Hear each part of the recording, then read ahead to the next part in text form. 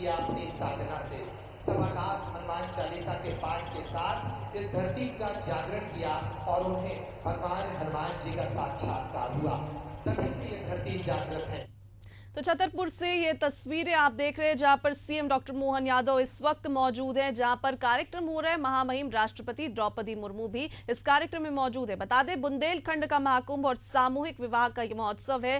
राष्ट्रपति और सीएम मोहन यादव नव विवाहितों को आशीर्वाद देंगे। बता दें, 9 राज्यों की 251 कन्या है जिनका विवाह आज हो रहा है, जहां पर सीएम डॉक्टर मोहन यादव की उपस्थिति में कार्यक्रम का आयोजन किया गया है। और इस कार्यक्रम में राष्ट्रपति द्रौपदी मुर्मू भी मौजूद है। बता दें, राज्यपाल मंगू भाई पटेल भी इस कार्यक्रम में मौजूद है। बता दें, बागेश्वर धाम के बाबा पंडित धीरेन्द्र कृष्ण शास्त्री भी इस कार्यक्रम में मौजूद हैं। सीएम डॉक्टर मोहन यादव की उपस्थिति में आज 9 राज्यों की 251 कन्याओं का विवाह होगा। सभी नवविवाहितों को वे आशीर्वाद देंगे। बुंदेलखंड का महाकुंभ और सामूहिक विवाह महोत्सव का ये कार्यक्रम है, जिसमें हमें भारत के प्रधानमंत्री माननीय श्रीमान नरेंद्र मोदी जी की उपस्थिति प्राप्त हुई थी।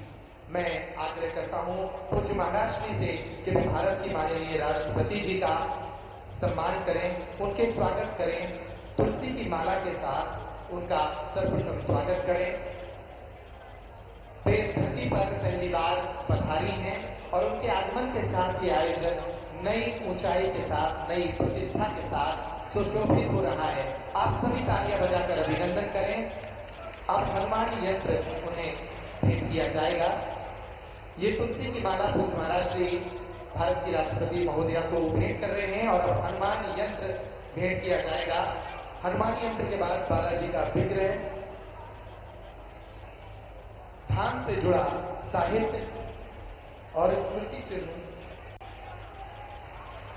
ये वो अवसर हैं जो इस आयोजन के सौभाग्य को व्यक्त कर रहे हैं। पूज्य महाराज श्री भारत की माननीय राष्ट्रपति जी को हनुमान यंत्र भेंट कर रहे हैं ताकि वे स्वस्थ रहें, दीर्घायु हों और भारत की सेवा करती रहें। ये बालाजी सरकार का विग्रह है, पूज्य बागेश्वर बालाजी सरकार का ये विग्रह जो उन्हें अब भेंट किया जा रहा है। इसके साथ ही धाम से जुड़ा महत्वपूर्ण साहित्य और ये स्मृति चिन्ह भी उन्हें भेंट किया जा रहा है।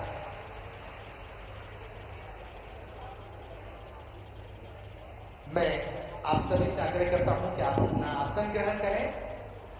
इस पूरे आयोजन से जुड़ी एक संक्षिप्त फिल्म है जो ये बताती है कि ये आयोजन बुंदेलखंड की धरती के लिए, इन बेटियों के लिए कितना महत्वपूर्ण है।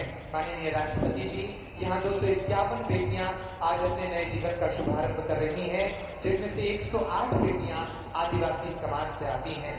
पूज्य महाराज श्री ने संकल्प लिया था कि मंदिर की दान पेटी से हम ऐसे परिवारों का सहयोग और सहारा बनेंगे जिनके परिवारों के सामने बेटियों के विवाह का संकट रहता है। ये संक्षिप्त फिल्म उसी कहानी को बयान करती है। प्रारंभ करें इस अवसर पर धाम से जुड़ी ये संक्षिप्त। ये मुस्कुराया है और तो हमारी बेटी हमारी बेटियों 2019 से नहीं करना है।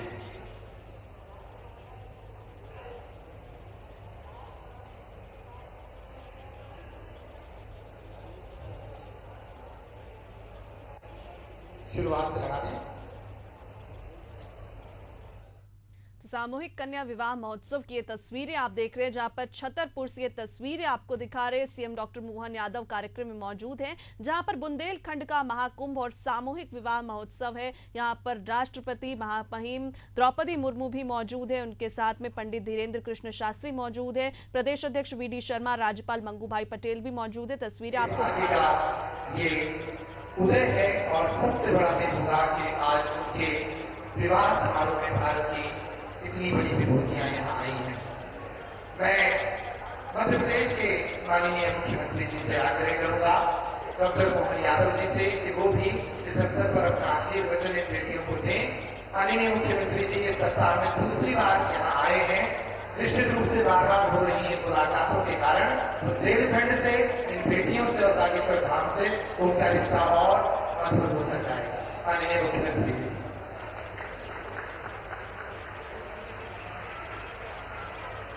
बोला जय जय श्री राम।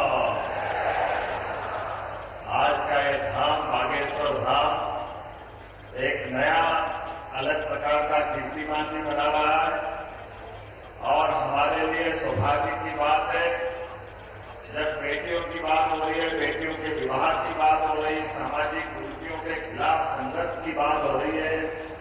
ऐसे में भारत सरकार के हमारे संवैधानिक व्यवस्था के आधार पर प्रथम नागरिक के रूप में महामहिम यहां स्वयं विराजमान है। माननीय महामहिम राष्ट्रपति द्रौपदी मुर्मू जी का जोरदार अभिनंदन करें।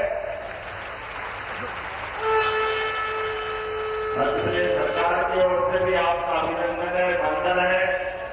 हमारे सबके मध्य प्रदेश के एक एक नागरिक के गार्जियन के रूप में सभी अच्छे कामों के हमारे सभी समय साक्षी बनने वाले महामहिम गवर्नर श्रीमान मंगूभाई पटेल साहब, आपका भी अभिनंदन है, आपका भी स्वागत है। और सुखद संयोग है हमारे बीच आज ये शासन तंत्र के सभी जवाबदार पदाधिकारी भी बैठे हैं। ऐसे में हमारे खजुराहो के सांसद माननीय विष्णु शर्मा जी भी विराजमान है। मैं आपका भी अभिनंदन करता हूं, आपकी विधानसभा है।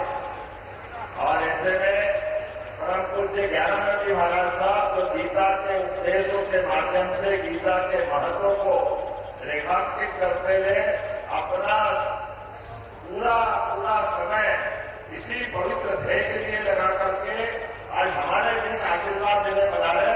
महाराज जी, आपका भी मध्य प्रदेश सरकार की ओर से वंदन है, अभिनंदन है।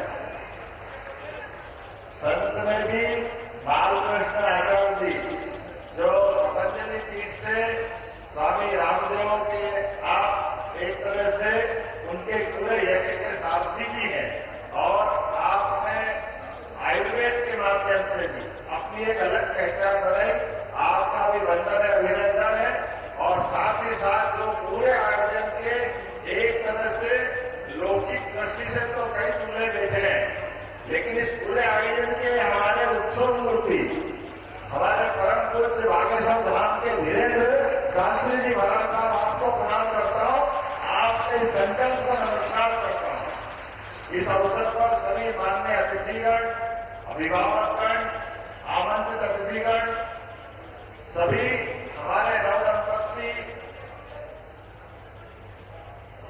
दूल्हा हो या दुल्हन हो, आज तो आप मां शंकर और पार्वती के रूप में दिखाई दे रहे हैं। आपको भी प्रणाम करता हूं। शिवरात्रि धन्य हो रही है। आज का ये जो आनंद है वाकई महाराज जी अद्भुत है। कई कारणों से इसकी महत्ता कई गुना बढ़ी। यद्यपि मैं पिछले वर्ष भी आया, पिछले वर्ष 151 जोड़ों का यह विवाह हुआ, आज 251 का हुआ और जो आंकड़ा देखा 669 बेटियों का विवाह अभी तक आपने किया है। और कई सारे संदेश इस विवाह समारोह में छिपे हुए जो आज के दृष्टि से भी हमारे लिए सबके लिए उपयोगी है। आपने कई कारणों को जोड़ करके जातिगत विषमताओं के खिलाफ लड़ने का साहस और संघर्ष का आज ये पांडाल गवाह बना है बाबा हनुमान जी के धाम में। ये हमारे लिए सौभाग्य की बात। और ये घोड़े जिताए गए, घोड़े 251 घोड़े कहां से लाए महाराज जी, गलत कर दिया।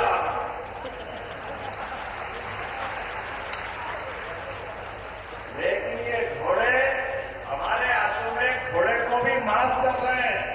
मैं आपको बधाई देना चाह रहा हूं, जिसके माध्यम से हम सब जानते हैं अश्वमेध यज्ञ का घोड़ा दिग्विजय होकर के अपने सम्राट की विजय पताका फहराता। लेकिन आज ये अश्वमेध के घोड़े के समान जातिगत भावनाओं को कुचलते हुए सर्वधर्म सद्भाव और सामाजिक समरसता का सबसे बड़ा उदाहरण के दिग्विजय घोड़े के नाते से हमारे आज दूल्हा इस पे सवार होंगे। मैं आपको बधाई देना चाहूंगा। जब हमारे समाज के अंदर कई बार ऊंचा नीचा, ये दूल्हे में ये घोड़े पे बैठेंगे नहीं बैठेंगे, ये 50 तरह की झंझटें थी, लेकिन आपने इस सबसे ऊपर ला करके समाज के सामने शासन, सत्ता और संत, ये त्रिवेणी की मौजूदगी में विवाह का जो प्रसंग लाए, वाकई महाराज जी बधाई दूंगा आपके माध्यम से सारे दंपतियों को भी, आपको भी। आज के समय में इसी की बात की आवश्यकता है। कि जिसके माध्यम से हमारी समाज के अंदर की जातियों की दीवारें टूटे, एक दूसरे से प्रेम और सद्भाव बढ़े और सामाजिक सौहार्द के सबसे अच्छे उदाहरण बने।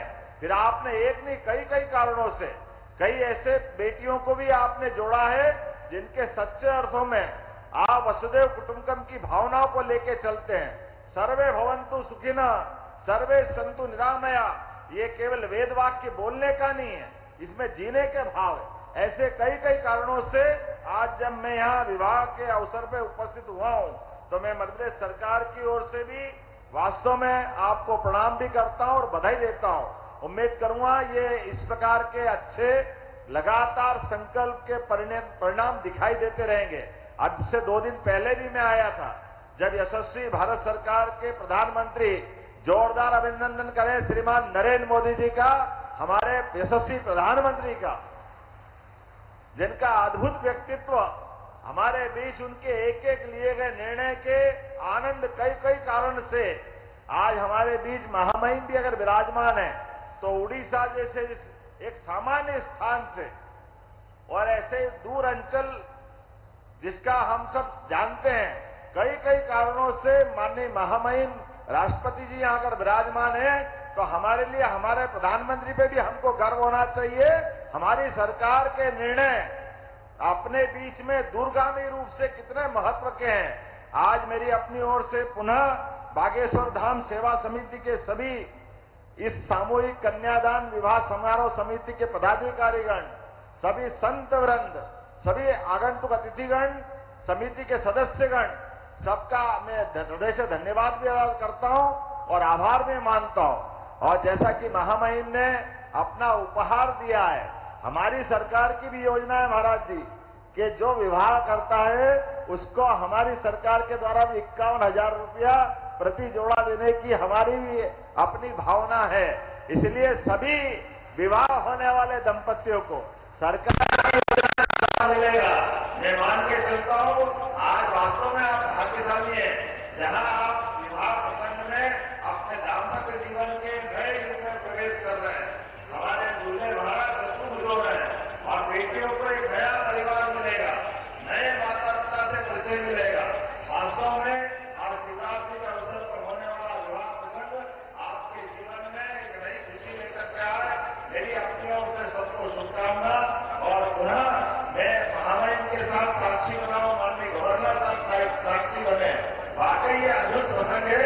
ये महाराज का संकल्प इस प्रकार से निर्बाध रूप से बढ़ते रहे और कैंसर हॉस्पिटल से लगा करके कई सारे आपने जो प्रकल्प का विचार किया, वाकई आज के समय में इन्हीं बातों की आवश्यकता है। पुनः मैं अपनी ओर से आपको बधाई देता हूं और एक बार प्रेम से बोलेंगे, बोले बागेश्वर धाम की, जटाशंकर महाराज की।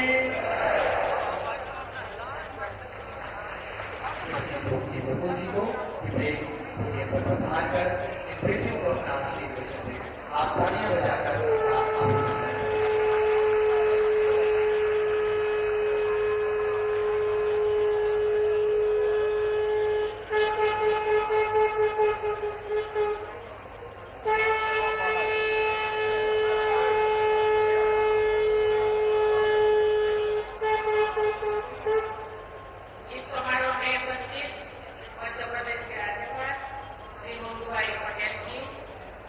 मुख्यमंत्री डॉक्टर मोहन यादव जी,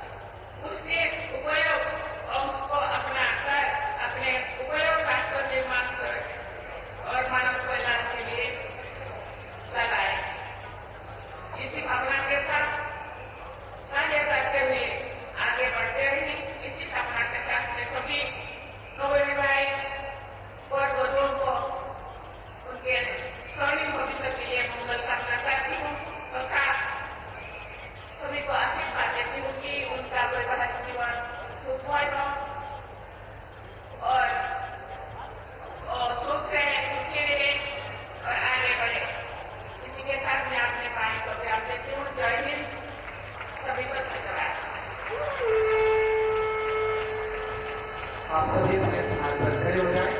सभी लोग अपने स्थान पर खड़े हो जाएं।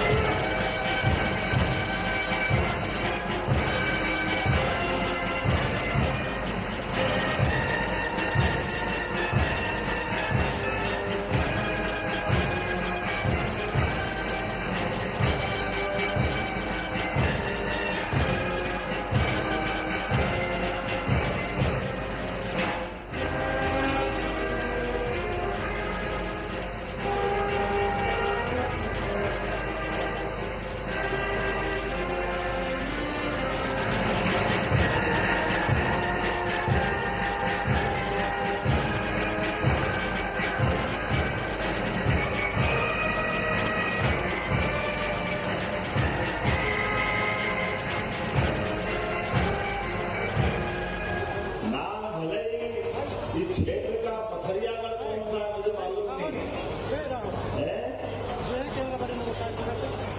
पहले अब तो आजमगढ़ ही है ना, और आजमगढ़ जब हमारे संतों के धाम का महत्व हो तो वाकई वो अद्भुत है। उसके लिए बहुत करता हूँ। परमात्मा करे हमारी सरकार में ऐसे नेक काम रोज होते जाए, रोज आनंद आए। आज परम पूज्य सभी संत वृंद यहाँ मौजूद हैं। हमारे लिए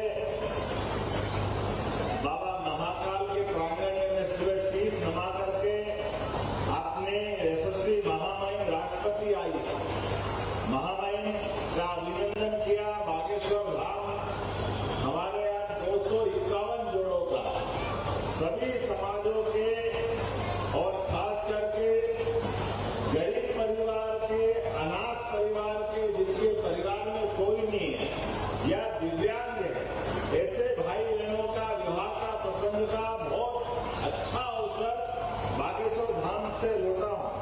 और वहां 251 हमारे परिवार अब नवयुगल दंपत्ति के माध्यम से घर में खुशियां लाते हुए हमारे उस धाम को जन्मनाने का मैं 2 दिन पहले बुंदेलखंड में आया था और प्रधानमंत्री जी के माध्यम से बागेश्वर धाम में कैंसर हॉस्पिटल का शुभारंभ हुआ है।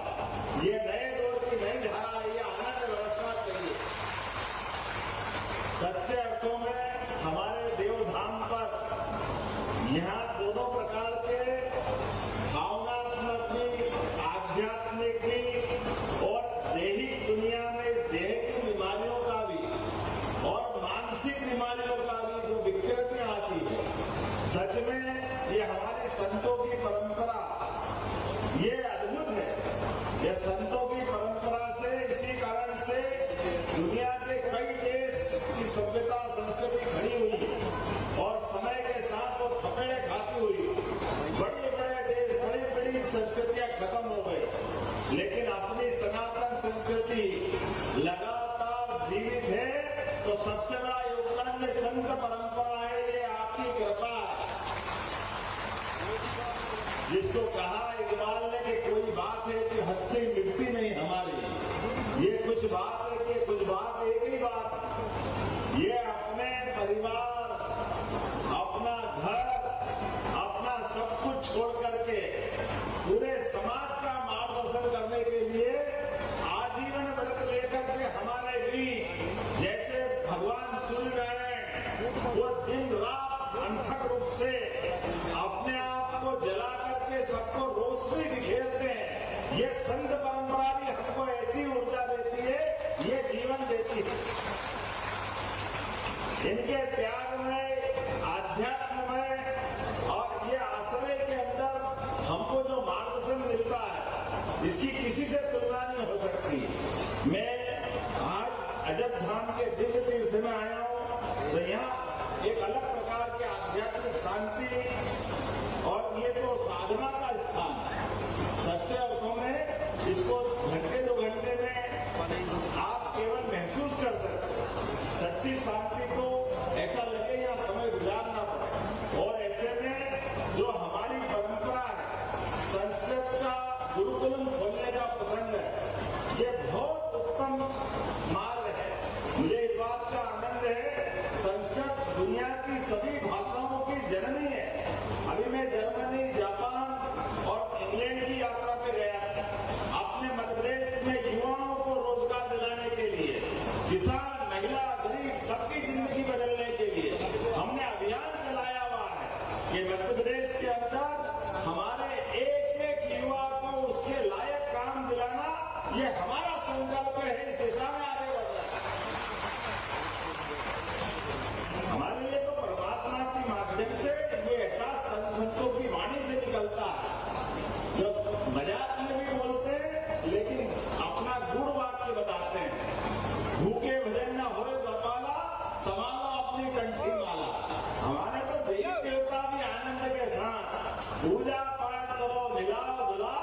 जब तक भोग नहीं लगाओ भगवान को भी आनंद नहीं आता, अपने को भी मजा नहीं आता।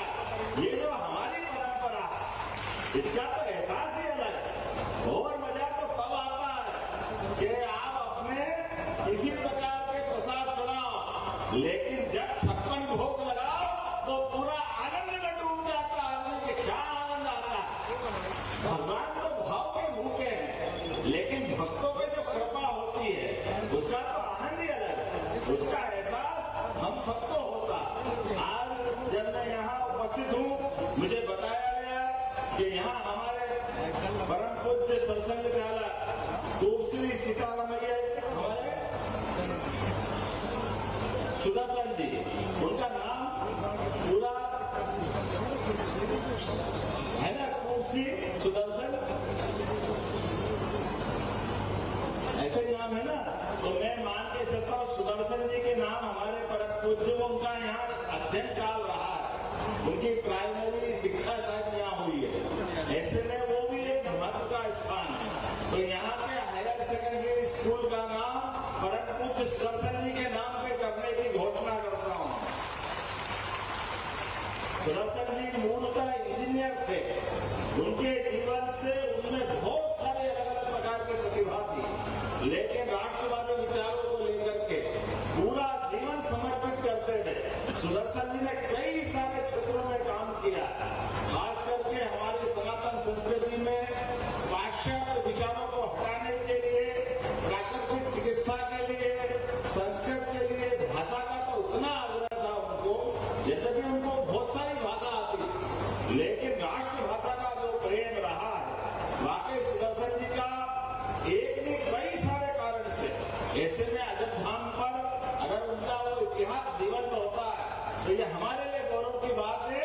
सुदर्शन जी को यहाँ हायर सेकेंडरी स्कूल के माध्यम से, और जब मुझे बताया गया कि यहाँ पथरिया में 51 करोड़ का बाईपास मांगने की बात आई, 5 किलोमीटर का, सही है, जरूरत है तो यही देने की घोषणा करता हूँ ये आपके बाईपास को।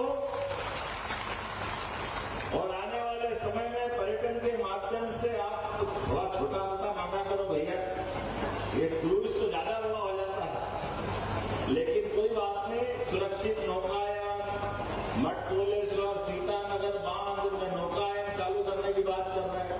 पहले यशस्वी प्रधानमंत्री का जोरदार अभिनंदन करो श्रीमान नरेंद्र। और छोटे से छोटे काम के लिए भी और बड़े से बड़े काम के लिए भी बड़े पैमाने पे उद्योगों की मालिका खड़े करते हुए नए प्रकार का मध्य प्रदेश बनाने के लिए संकल्प करना है। और केवल खेती नहीं, यहाँ गौशाला की बात भी आई होगी। गाय माता के बहुत अच्छे फोटो लगाए हैं आपने। गाय माता तो 33 करोड़ देवी देवता का वास, जिनके घर गाय वो घर घर गोपाल, और जिनके घर गाय का कुल वो घर घर गोकुल, और जहाँ गोकुल हो वो वृंदावन अपने आप बन जाता, वो आता कि नहीं आता आनंद अपने आप। इससे अच्छी बात क्या हो सकती। महाराज जी आप वृंदावन वाले बुलावे हैं, आपको प्रणाम करता हूं महाराज जी। और हमारी सरकार ने संकल्प लिया है कि मध्य प्रदेश के अंदर गोपालन को बढ़ावा देते हुए हमारे पूरे प्रदेश के अंदर एक तरफ खेती की आय बढ़ेगी, दूसरी तरफ गोपालन की आय, गो माता को बढ़ाते हुए दूध उत्पादन को बढ़ावा देने के लिए सरकार आगे बढ़ रही है। और उसके माध्यम से 10 गाय, 20 गाय, 50 गाय, 100 गाय, जितनी आप गाय पालोगे दूध खरीदने की गारंटी राज्य सरकार देने वाली है, ताकि हमारे भाई बहनों को तकलीफ नहीं आए। और केवल दूध नहीं, दूध में बोनस अलग, अभी तक तो गेहूं पे और दूसरे पे बोनस दे रहे थे, लेकिन पहली बार अपने घर घर दूध उत्पादन को बढ़ावा देने के लिए दूध उत्पादन पे बोनस दे रहे हैं। और इस साल तो गेहूं की फसल दिख रही है मुझे बहुत अच्छी। चिंता मत करना, 2600 रुपए क्विंटल में आपका गेहूं खरीदा जाएगा, 2600 रुपए क्विंटल में। जितना भी गेहूं हो सब सरकार खरीदेगी। सरकार एक के बाद एक बहुत सारे काम कर रही है, लेकिन आज तो शिवरात्रि का आनंद है। मैं अपने उज्जैन में विक्रमोत्सव का शुभारंभ करने जा रहा हूँ। विक्रमादित्य और अपना उज्जैन 2000 साल पुराना गौरवशाली अतीत, जिस अतीत के चर्चे दास राजा में कोई राजा तो विक्रमादित्य जैसा हो, जिसकी न्याय, दानशीलता, कर्मठता, वीरता, धीरता, गंभीरता, अरे कितने गुण गिनाए, जितने गिनाए उतने कम है। इसलिए उनके गुणों की 32 पुतलियों का सिंहासन, जिनके अपने कर्मठता के आधार पर अपने कर्मों को उतार दिया सिंहासन में, बाद में 1000 साल बाद राजा भोज हुए, लेकिन ऐसा मानते कि राजा भोज के काल तक सिंहासन का ऐसे असर था। ये हमारे धाम जगमगाते हैं, कोई पुण्य पुरुष होता है तो वाकई वो आनंद आ जाता है। तो आज हम विक्रमोत्सव का शुभारंभ करने जा रहे हैं, जिनके माध्यम से विक्रम संवत की ध्वजा लहराई है। आज के इस अवसर पर यशस्वी प्रधानमंत्री के नेतृत्व में हमारी भारतीय संस्कृति की ध्वजा कितना अच्छा लग रहा, दुनिया में लहरा रही। अब कितना अच्छा लगता है महाराज जी, जब अपने देश के प्रधानमंत्री कोई विदेश के अतिथि आते हैं और उनको भेंट देना होती, तो भेंट में पवित्र गीता जी दिए जाती। गीता जी, ये कितना सौभाग्य की बात। गीता जी के अंदर भगवान कृष्ण के 18वें अध्याय में जितने श्लोक हैं, वो एक एक श्लोक जीवन की नई ऊर्जा देते हैं हमारे लिए। एक भी कभी रामायण, कभी गीता, कभी वेद, ये जो समय आया वाकई अद्भुत समय है। मैं उम्मीद कर रहा हूँ आज के इस अवसर पर जब यहाँ संत वृंद विराजमान है, तो मैं आप बाकी समय न लेते हुए अपनी ओर से पुनः सबके प्रति प्रणाम करते हुए आपको भी शुभकामना देता हूँ। बोले महाकाल महाराज की जय, जय सरकार की। अब अगली बार भी अम्मा एक ही साल थोड़ी हुआ, आप अभी तो एक ही साल हुआ सरकार को। लखन भैया कह रहे एक कागज और पढ़ो, एक कागज और पढ़ो। अरे वो भी पढ़ देंगे, अगली बार फिर बुलाना। यहाँ तो बार बार आने की इच्छा होगी, तो होली के लिए होगी। जोरदार ताली वाली बजा के समर्थन कर लो। और हमारे इस अजब धाम के लिए आपकी व्यवस्था की दृष्टि से मैं यहाँ भी 5 लाख रुपया देने की घोषणा करता हूँ, जो अजब धाम की व्यवस्थाओं के लिए रहेंगे। मेरी अपनी ओर से पुनः अभिनंदन, बहुत बहुत धन्यवाद। बहुत बहुत धन्यवाद माननीय मुख्यमंत्री जी का। जोरदार तालियों से अभिनंदन करें। मैं सीधे आग्रह करूंगा उनकी उपस्थिति के लिए हम सबके मार्गदर्शक परम पूज्य महंत श्री राम अनुग्रह दास जी, छोटे सरकार स्मृति चिन्ह से माननीय मुख्यमंत्री जी का अभिनंदन करेंगे। कि आप सबसे आग्रह करूंगा की कथा जारी रहेगी, कोई भी जाएगा नहीं। हम पूज्य पांचनाथ जी के मुखारबिंद से माननीय मुख्यमंत्री जी जय जय सरकार की, अजब धाम की, छोटे सरकार की, गुरुदेव भगवान की। बहुत बहुत धन्यवाद। मैं आग्रह करूंगा जिला भाजपा के युवा अध्यक्ष श्याम शिवानी सिंह भाई औपचारिक रूप से आभार प्रदर्शन करें। सभी कथा के लिए भी कृपया रुके रहेंगे। श्री श्याम जी। सबको जय जय पहुंचे। आज इस कार्यक्रम में उपस्थित हम सबके लाडले यशस्वी मुख्यमंत्री आदरणीय मोहन यादव जी का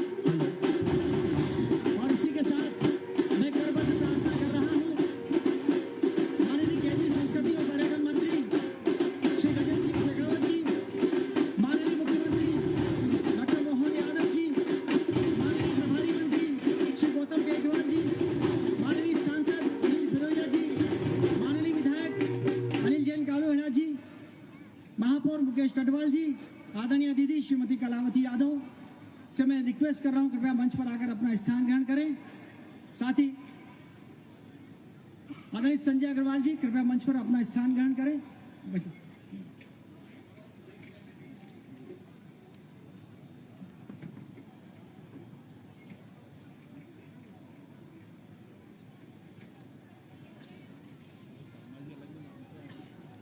शने शने सभी अतिथि मंच पर, और हमारे कलाकार पद्मश्री शिवमणि जी यहाँ पर हैं। मैं उनसे अनुरोध कर रहा हूँ कृपया वे भी आकर मंच पर अपना स्थान ग्रहण करें।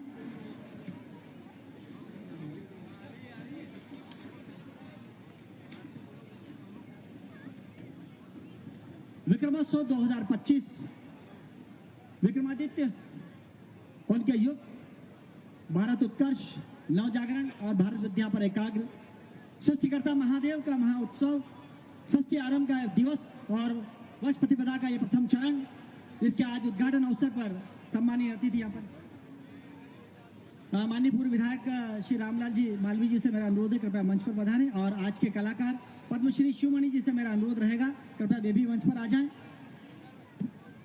आज का श्री राजेंद्र भारती जी पूर्व विधायक, कृपया उनसे अनुरोध रहेगा मंच पर आकर स्थान ग्रहण करें। आदरणीय श्री रूप अमरानी जी से मेरा अनुरोध रहेगा कृपया मंच पर आ जाएं।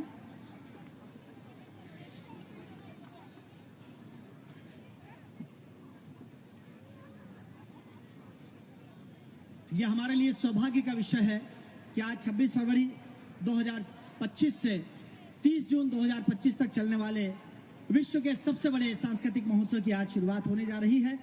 हमारे सभी सम्माननीय अतिथि इस समय मंच पर हैं। मैं करबद्ध प्रार्थना करता हूं परम सम्माननीय मंचासीन अतिथियों से कि वे सबसे पहले दीप प्रज्वलित कर अपने करकमलों से आज के इस भव्य और दिव्य शुभारंभ की शुरुआत करें। इसी के साथ स्वस्ति पाठ होगा। मेरी करबद्ध प्रार्थना होगी माननीय केंद्रीय पर्यटन मंत्री सम्मानीय श्री गजेंद्र सिंह शेखावत जी से, प्रदेश के यशस्वी मुख्यमंत्री माननीय डॉक्टर मोहन यादव जी से, पद्मश्री शिवमणि जी से, यहाँ पर मंच पर उपस्थित सभी अतिथियों से मेरी प्रार्थना है अपने करकमलों से दीप प्रज्वलित कर आज के इस आयोजन की विधिवत शुरुआत करें। स्वस्ति पाठ के लिए बटुकों से निवेदन।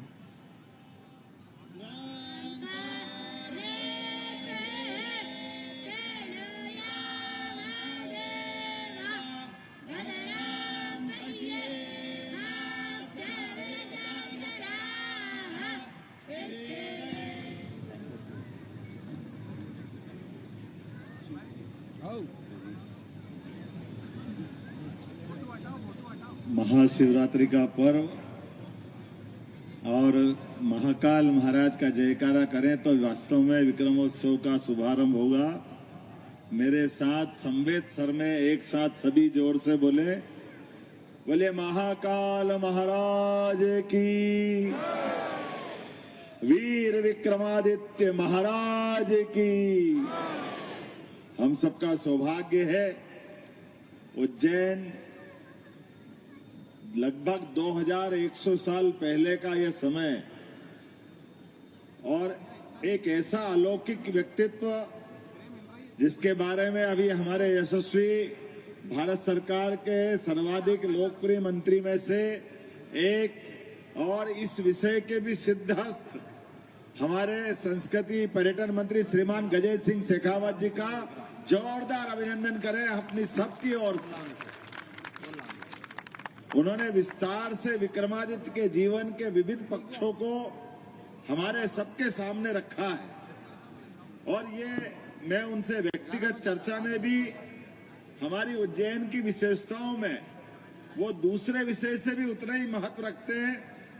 जैसे एक और आदर्श नायक जिनका जीवन भारत की आजादी के लिए उसी प्रकार से जैसे विक्रमादित्य ने अपने स्वयं के यश पाकर के विक्रमादित्य के सुशासन की उच्चतम दूरी तय करते हुए दुनिया के अंदर धाक और साख बनाई, ऐसे ही हमारे एक और नायक जो स्वयं सत्ताधीश नहीं हुए लेकिन आजादी की कीमत तमाम प्रतिकूल परिस्थितियों में जिस प्रकार से वीर दुर्गादास महाराज ने जी करके दिखाई, जोरदार ताली बजा करके अपने उस वीर योद्धा को याद करें। 3 पीढ़ी को लेकर के लगातार संघर्ष करते हुए और उनके मन में भी वो लड़े पूरे देश के लिए। राजस्थान से उनके आपने अलग जगाया, लेकिन हमारा सौभाग्य है ये वीरों की धरती, महावीरों की धरती अंततः अपने उन पुत्रों को पहचान लेती है, जिससे अपना आप उज्जैन का संबंध उनसे जुड़ता करने के लिए उज्जैन की पुण्य भूमि का चयन करते हैं। यह हमारा सौभाग्य है। यह धरा वो इतनी पवित्र धरा है और इस बात को माननीय गजेंद्र सिंह जी ने सदैव आग्रह से किया है। मैं अभी तो विक्रमादित्य पे आता हूं। दुनिया में 3 भाइयों की जोड़ी हुई है, एक भगवान श्री राम लक्ष्मण, दूसरी जोड़ी भगवान कृष्ण और बलराम, भगवान श्री कृष्ण और श्री बलराम जी की, और तीसरी जोड़ी उज्जैन की है, विक्रमादित्य और भर्तरी की जोड़ी। ये अद्भुत जोड़ी है। दोनों के दोनों भाई जिनका पूरा जीवन किस प्रकार का आदर्श हो सकता है। भर्तरी के अपने जीवन से, उनकी साधना से, उनके शासन काल से, उनकी यौन अवस्था से, उनके 3 पुस्तकों से वो उनका पूरा जीवन का एक अपने आप में चरित्र सामने आता है। और विक्रमादित्य नाम लेते ही शासन के पक्षों को लेकर के कोई एक बात भी आप करो, उसकी भी अंतिम तल तक ऐसा लगता है समुद्र की गहराई कम पड़ जाएगी। विक्रमादित्य की अंदर की गहराई की आकलन नहीं कर सकते। न्याय, वीरता, दानशीलता, शौर्य, पराक्रम, पुरुषार्थ, दयालुता, अरे पता नहीं कैसे किस किस प्रकार के गुणों से युक्त है, जिनके शासन के बलबूते पर जिस सिंहासन पे बैठते वो गुणों से युक्त कल्पनातीत 32 पुतलियों का सिंहासन, ऐसा लगता है कि स्वयं भगवान विराजमान जिस सिंहासन पे हो जाए, उस शासन के शासक का बैठने के बाद उस सिंहासन का महत्व 1000 साल है विक्रमादित्य और राजा भोज के बीच में। 1000 साल, 1000 साल कम नहीं होता, लेकिन 1000 साल के बाद भी हर एक कोई शासक की इच्छा होती है कि मैं विक्रमादित्य जैसा बनूं। और हमने विक्रमादित्य और उनकी 32 पुतलियों की कहानी से एक एक करके आप सारी दूर से देख लो, जिसकी एक पुतली की कहानी 31वीं में थोड़ा संक्षेप में सुनाना चाहता हूं। राजा भोज सिंहासन पे बैठने जा रहा है, एक एक करके 30 पुतलियों ने भोज को अपने उन भाव से कि नहीं राजन, आप इस सिंहासन के लायक नहीं हो। जबकि राजा भोज का भी शासनकाल, उनकी विद्वत्ता, उनकी ज्ञान की सीमाओं के आधार पर विक्रमादित्य के समान राजा भोज भी कई कारणों से पूरे देश में पूजनीय है। लेकिन एक एक करके सारी पुतलियों ने राजा भोज के बारे में उनकी से तुलना की बात आती है तो भोज विक्रमादित्य के आगे कहीं टिकते नहीं है। एक युद्ध का दृश्य बताते हुए पुतली बोलती है कि राजन, आप विक्रमादित्य के सिंहासन पे बैठना चाहते हो, मैं आपको एक विषय सामने रखती हूं, आप अपना उत्तर देना। आमने सामने का युद्ध है, सेना इधर भी खड़ी है, सेना उधर भी खड़ी है, और ऐसी विशाल सेनाओं का कुशल संचालन आपको करना है। और उस कुशल संचालन में हर हालत में युद्ध में आपका नियंत्रण भी होना चाहिए और युद्ध में जय चाहिए, पराजय नहीं चाहिए। आप बताइए, आप कहां खड़े होकर के युद्ध का संचालन करेंगे और विजय श्री का वर्ण करेंगे। विक्रमादित्य क्या करते थे? राजा भोज के सामने यह प्रश्न खड़ा होता है। राजा भोज सारे अपने अनुभव के आधार पर, क्योंकि राजा भोज ने थोड़े दिन पहले ही एक विजयश्री, एक नहीं 2 विजयश्री हासिल की थी, जिस विजयश्री के बलबूते पर पूरे देश में राजा भोज का नाम आसमान की ऊंचाई छू रहा था। जब कह रहे थे कि गांगे और तेलक दोनों राज्यों को एक साथ एक बार में राजा भोज की सेनाओं ने परास्त करके उनके पराक्रम के झंडे गाड़े हुए थे। इसलिए कहावत पूरे देश में चली हुई थी, कहाँ राजा भोज और कहाँ गांगे तेलप। दुर्भाग्य से इस कहावत का अपभ्रंश हो गया। वो पराक्रम की घटना दुर्भाग्य से कुछ और जुड़ गई। मैं तो बोलना भी नहीं चाहता, इतना गंदा मुहावरा बन गया। लेकिन वो पराक्रम पुरुषार्थ के आधार पर राजा भोज का विशाल व्यक्तित्व, जब वो पुतली कहती है आप कहां से खड़े होकर के इस युद्ध का संचालन करोगे, राजा भोज बहुत बुद्धिमान है। वो कहते मैं अगर युद्ध में जीतना है वो निश्चित रूप से अनुकरणीय है। हमारे आज के एक और मेहनी कलाकार प्रख्यात लोक भजन गायक हंसराज रघुवंशी जी भी मंच पर हैं। मैं परम सम्माननीय मुख्यमंत्री महोदय से प्रार्थना करूंगा कि अपने कर कमलों से उन्हें पुष्पगुच्छ भेंट कर उनका सम्मान करें, अभिनंदन करें। हंसराज रघुवंशी जी, इस पूरे जोरदार तालियां, जय श्री महाकाल। सम्माननीय मुख्यमंत्री महोदय और केंद्रीय पर्यटन एवं संस्कृति मंत्री श्रद्धेय श्री गजेंद्र सिंह शेखावत जी अपने कर कमलों से उन्हें पुष्पगुच्छ भेंट कर उनका सत्कार कर रहे हैं। जरा एक बार तालियां बजा दीजिएगा सम्मान में। संस्कृति और समृद्धि के गौरव को पुनर्स्थापित करने वाले हमारे यशस्वी मुख्यमंत्री, संस्कृति वत्सल, कला और संस्कृति के संवाहक माननीय डॉक्टर मोहन यादव जी ने जो सानिध्य ऊर्जा आज के इस आयोजन को दी, और मुझे बताते हुए अत्यंत हर्ष है कि हमारा उज्जैन आज संपूर्ण देश में छाया हुआ है। जोरदार तालियां सभी अतिथियों के लिए। और इसी के साथ बिना कोई विलंब किए मैं मंच पर आमंत्रण दे रहा हूं प्रख्यात ताल वादक पद्मश्री आनंद शिवमणि जी और उनके साथ पंडित रवि आचार्य जो सितार पर होंगे और संगीत हल्दीपुरकर जी जो कीबोर्ड पर होंगे। तो आइए आनंद लेते हैं आज की